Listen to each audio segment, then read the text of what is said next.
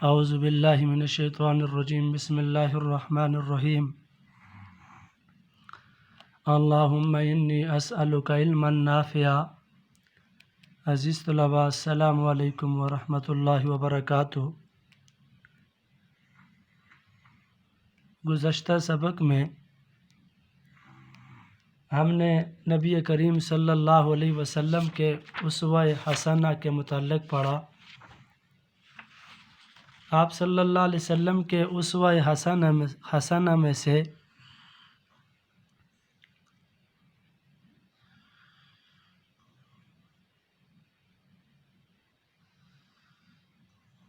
رحمت للعالمین کہ آپ صلی اللہ علیہ وسلم تمام جہانوں کے لیے رحمت بنا کر بھیجے گئے، اور اسی طرح آپ صلی اللہ علیہ وسلم کے اسوہ حسنہ میں سے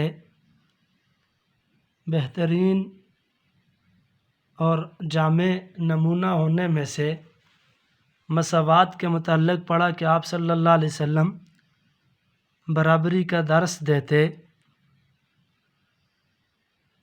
اسی طرح عزیز طلباء، آپ صلی اللہ علیہ وسلم کے اسوہ حسنہ میں سے آج کا ہمارا جو موضوع یا عنوان ہے وہ ہے صبر و استقلال۔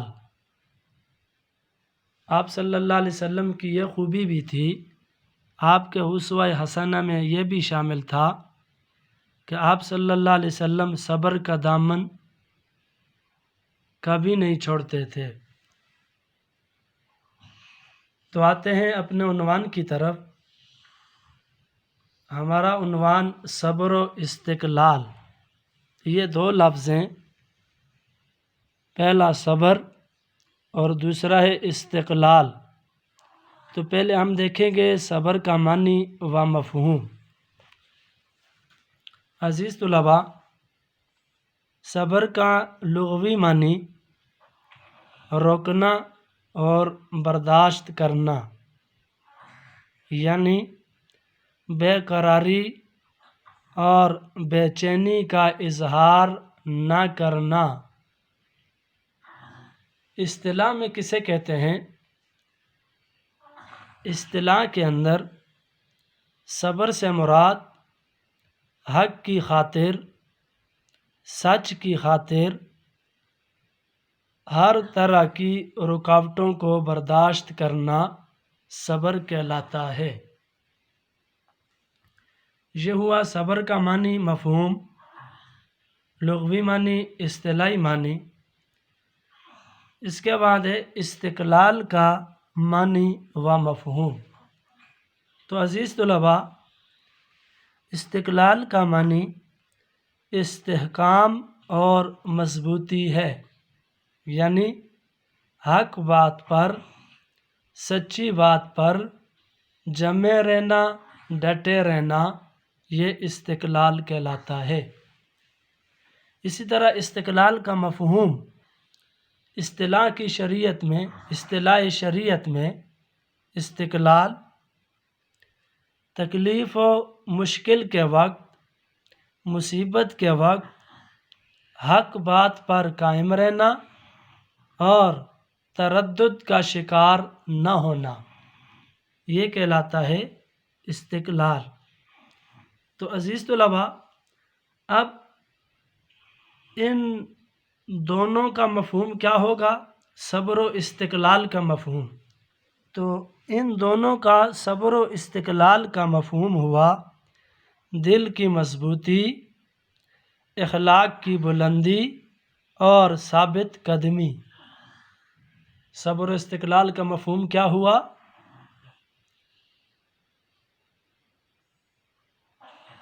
دل کی مضبوطی، اخلاق کی بلندی اور ثابت قدمی۔ اب آتے ہیں تیسرے پوائنٹ کی طرف، صبر کی اہمیت قرآن مجید کی روشنی میں۔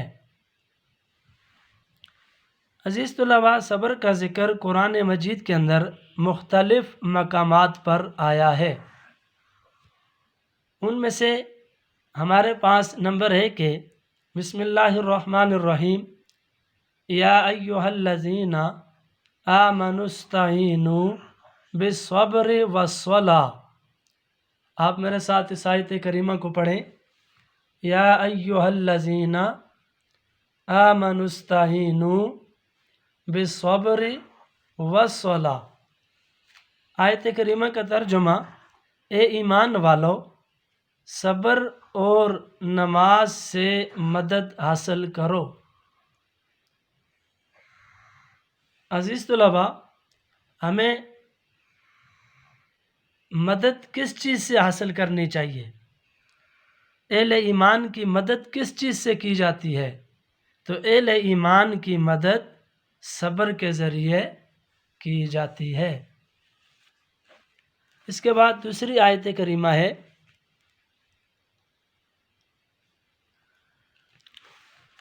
वस्बिर अला मा अस्वाबक। कुरान पाक की आयत आप मेरे साथ पढ़ें। वस्बिर अला मा अस्वाबक। तो इस आयत करीमा का तर्जुमा, और सब्र कीजिए उन मसाइब पर जो तुझे पहुँचे। बिलाशुबा ये बड़ी हिम्मत के काम है।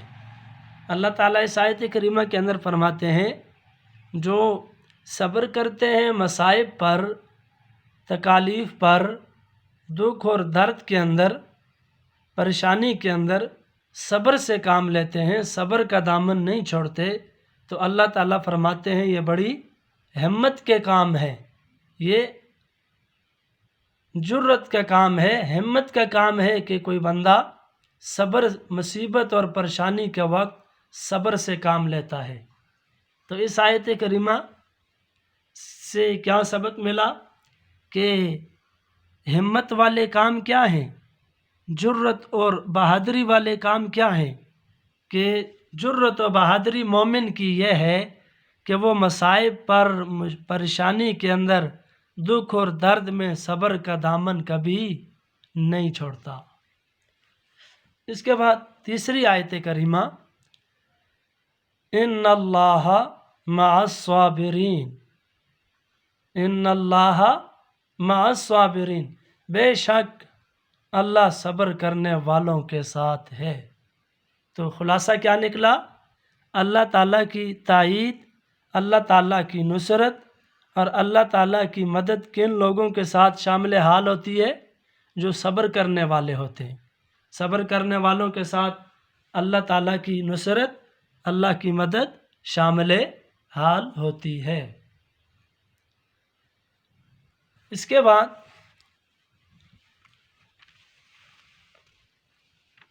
सब्र की अहमियत हदीस मुबारका की रोशनी में, सब्र की अहमियत हदीस मुबारका की रोशनी में।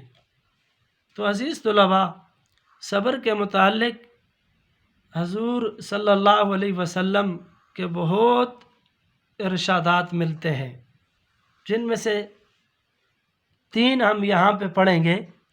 नंबर 1, आप सल्लल्लाहु अलैहि वसल्लम की हदीस मुबारका, अस्सब्रु रिदाई। अस्सब्रु रिदाई। आप सल्लल्लाहु अलैहि वसल्लम फरमाते हैं, सब्र मेरी चादर है। यानी जो आप सल्लल्लाहु अलैहि वसल्लम का उम्मती है, जिसको आप सल्लल्लाहु अलैहि वसल्लम से प्यार और मोहब्बत है, वो सब्र को अपनाएगा। आप सल्लल्लाहु अलैहि वसल्लम ने सब्र को अपनी चादर से तशबीह दी। यानी सब्र मेरे बहुत करीब है, सब्र मेरे बहुत ज़्यादा करीब है। तो इसलिए अहले ईमान की निशानी यह है कि वो मुसीबत और परेशानी में सब्र का दामन नहीं छोड़ते। दूसरी हदीस मुबारका है, अस्सब्रु ज़ियाउन। आप इस हदीस मुबारका को पढ़ें, अस्सब्रु ज़ियाउन। आप सल्लल्लाहु अलैहि वसल्लम फरमाते हैं, सब्र रोशनी है। यानी जिसके अंदर सब्र का पास नहीं, जो सब्र का दामन नहीं पकड़ता, जिसके अंदर सब्र नहीं, तो वो रोशनी के अंदर नहीं है, वो जहालत के अंदर है, वो अंधेरे के अंदर है। तो रोशनी को पाने के लिए आप सल्लल्लाहु अलैहि वसल्लम ने फरमाया सब्र का होना ज़रूरी है। تیسری حدیث مبارکہ آپ صلی اللہ علیہ وسلم کی، النصر مع الصبر. آپ اس حدیث مبارکہ کو میرے ساتھ پڑھیں. النصر مع الصبر. آپ صلی اللہ علیہ وسلم نے فرمایا مدد، کامیابی صبر کے ساتھ ہے. عزیز طلباء، صبر کا تیسرا فائدہ آپ صلی اللہ علیہ وسلم کی حدیث مبارکہ سے، جس کو مدد چاہیے، جو کامیاب ہونا چاہتا ہے، کامران ہونا چاہتا ہے، جو فلاح پانا چاہتا ہے، تو اس کے لیے صبر لازمی ہے، صبر ضروری ہے. صبر جس کے پاس آ گیا، صبر کا دامن جس نے پکڑ لیا، وہ کامیاب ہوا، اس نے فلاح پائی اور مدد اس کو مل گئی. تو یہ ہوا صبر کی اہمیت حدیث مبارکہ کی روشنی میں.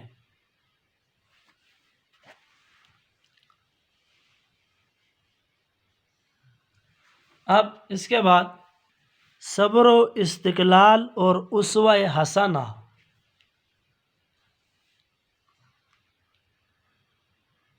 صبر و استقلال اور آپ صلی اللہ علیہ وسلم کی بہترین زندگی، آپ صلی اللہ علیہ وسلم کی بہترین حیات کے اندر صبر و استقلال کیسے ہے؟ تو عزیز طلباء، رسول کریم صلی اللہ علیہ وسلم کی تمام زندگی صبر و استقلال سے عبارت ہے. آپ صلی اللہ علیہ وسلم کی زندگی کا کوئی بھی لمحہ اٹھا کے دیکھیے، مطالعہ کیجئے، تو آپ صلی اللہ علیہ وسلم کی زندگی کے ہر لمحے کے اندر، ہر لحظے میں، ہر وقت آپ صلی اللہ علیہ وسلم کی زندگی سے صبر و استقلال ملے گا. کیسے؟ آپ صلی اللہ علیہ وسلم نے جب اعلان نبوت کیا، نبوت کا اعلان کیا، تو مکہ والے خلاف ہو گئے. حالانکہ یہی مکہ والے آپ صلی اللہ علیہ وسلم کی نبوت کے اعلان کرنے سے قبل آپ صلی اللہ علیہ وسلم کو یہ صادق، سچا، امین، امانت دار مانتے تھے. جب آپ صلی اللہ علیہ وسلم نے نبوت کا اعلان کیا تو مکہ والے سارے خلاف ہو گئے اور انہوں نے آپ صلی اللہ علیہ وسلم کو جھٹلانے لگے. جھٹلایا ہی نہیں، آپ کا مذاق اڑانے لگے. نعوذ باللہ، مذاق ہی نہیں بلکہ آپ صلی اللہ علیہ وسلم کو جادوگر تک کہا، تو کسی نے مجنون تک کہا، کسی نے کاہن کہا. مگر آپ صلی اللہ علیہ وسلم نے صبر و استقلال کا دامن ہاتھ سے نہیں جانے دیا اور تبلیغ دین سے منہ نہیں موڑا.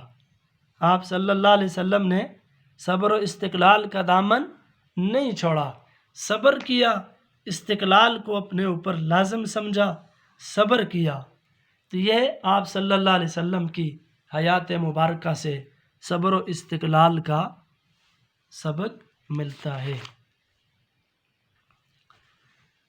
اس کے بعد ہے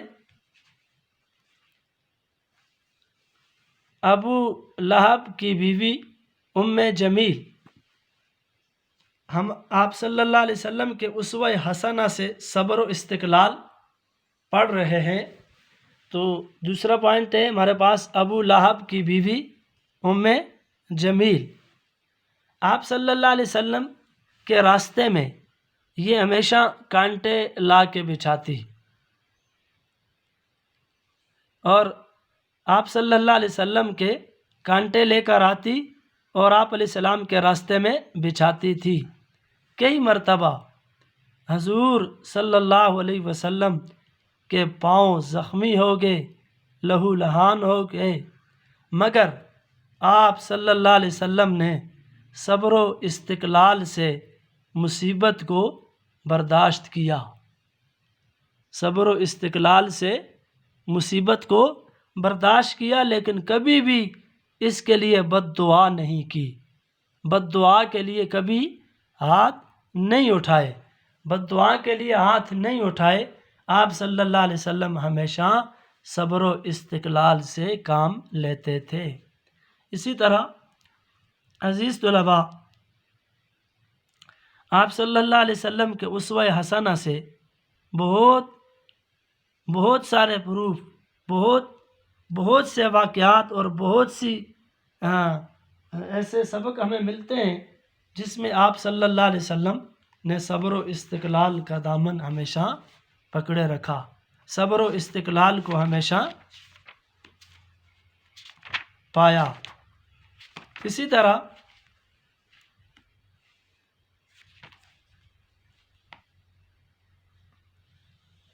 دشمنان حق نے ہر لمحے آپ صلی اللہ علیہ وسلم کو تکالیف پہنچائیں، آپ صلی اللہ علیہ وسلم کو پریشان کیا، لیکن حضور نبی کریم صلی اللہ علیہ وسلم اللہ تعالیٰ کی رضا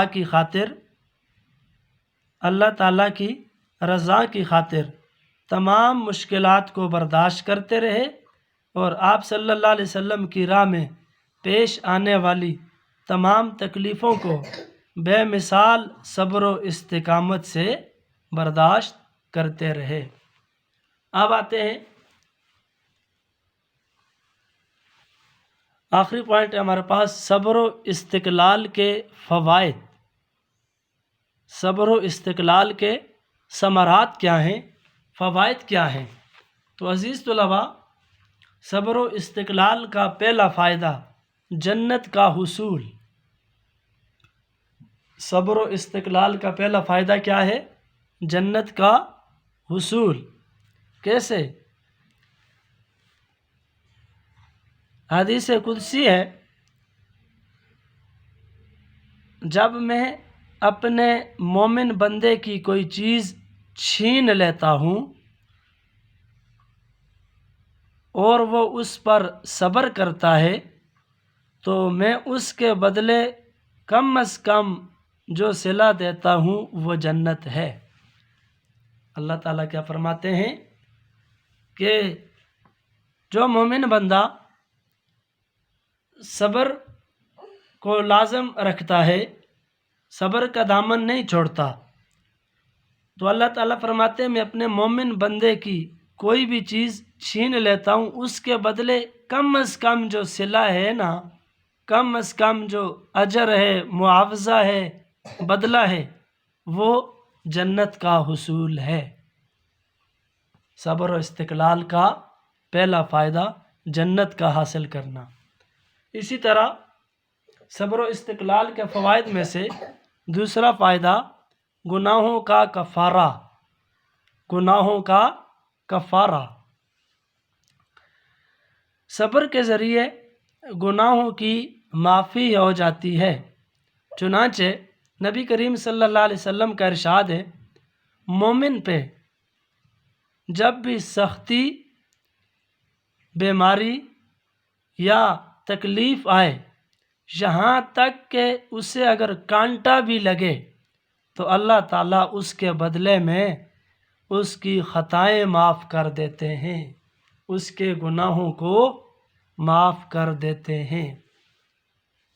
صبر و استقلال کا دوسرا فائدہ کیا ہوا؟ گناہوں کا کفارہ، گناہوں کا معاف کر دینا۔ اور تیسرا قرب خداوندی، قرب خداوندی یعنی اللہ تعالیٰ کا قرب حاصل ہونا، اللہ تعالیٰ کی معرفت، اللہ تعالیٰ کی نزدیکی کا حاصل ہونا۔ جو بندہ صبر و استقلال کو اپناتا ہے وہ اللہ تعالیٰ کے بہت قریب ہو جاتا ہے، اللہ تعالیٰ کا قرب اسے حاصل ہو جاتا ہے۔ کیوں؟ صبر جو ہے اللہ تعالیٰ کے قرب کا ذریعہ ہے۔ اللہ تعالیٰ کا ارشاد گرامی ہے، اللہ تعالیٰ صبر کرنے والوں کے ساتھ ہے۔ صبر کرنے والوں کے ساتھ ہے، کیا مطلب؟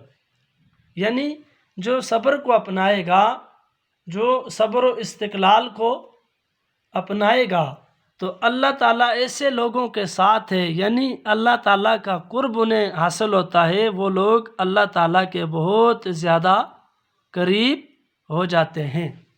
عزیز طلباء، یہ تھا آج کا ہمارا سبق جس کا عنوان تھا صبر و استقلال۔ تو اب دوبارہ سے آتے ہیں۔ دیکھیں ہم نے آج کیا پڑھا۔ نمبر 1 ہم نے صبر کا معنی و مفہوم پڑھا، پھر صبر کا لغوی معنی کے بعد صبر اصطلاح میں، پھر اس کے بعد ہم نے پڑھا استقلال کا معنی و مفہوم، اور اسی طرح استقلال کا لغوی معنی اور استقلال اصطلاح میں، پھر اس کے بعد تیسرے نمبر پہ ہم نے پڑھا صبر کی اہمیت قرآن مجید کی روشنی میں۔ تو قرآن مجید کی روشنی میں ہم نے 3 آیات مبارکہ پڑھی، اور 3 آیات مبارکہ میں کیا ہے کہ مدد اگر حاصل کرنی ہے تو صبر کے ساتھ، دوسرا مصائب پر تکالیف پر، مصائب کے اندر اور تکالیف میں صبر کا دامن نہ چھوڑنا، تیسرا اللہ تعالیٰ کن لوگوں کے ساتھ ہے؟ صبر کرنے والوں کے ساتھ۔